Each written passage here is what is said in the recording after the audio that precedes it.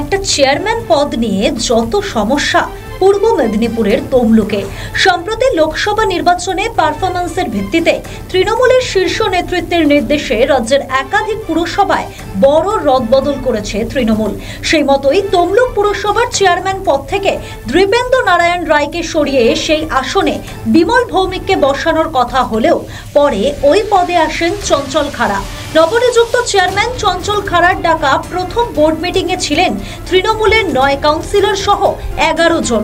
নবনিযুক্ত চেয়ারম্যানকে আক্রমণ করে স্থানীয় তৃণমূল কাউন্সিলর পার্থ সারথী মাইতি বলেন, শুভেন্দু অধিকারীর শিষ্য চঞ্চল খাড়াকে আমরা দুর্নীতির জন্য তখনও প্রতিবাদ করেছি, আজও করছি।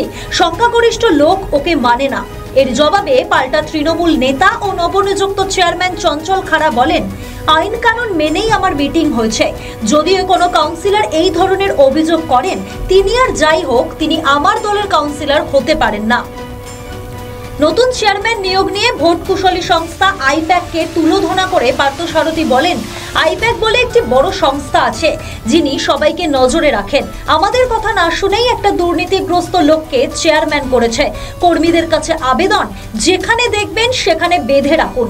এরপরই পার্থ সারথীকে অনির্দিষ্টকালের জন্য সাসপেন্ড করেছে তৃণমূল। এমনকি তৃণমূলের তরফে হুঁশিয়ারি দিয়ে বলা হয়েছে, দলীয়ভাবে কেউ তার সাথে যোগাযোগ রাখলেও ব্যবস্থা নেওয়া হবে। এ পরিস্থিতিতে বিস্ফোরক মন্তব্য করে পার্থ সারথী বলেন, যখন শুভেন্দু নানা জায়গায় গন্ডগোল করেছিলেন তখন 2020 সালে আমাকে নিরাপত্তা দেওয়া হয়েছিল।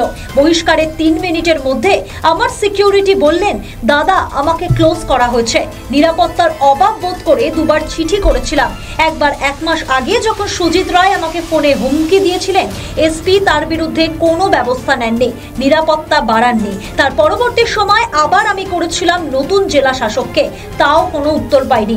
বারবার খুনের হুমকি দেয়া হয়।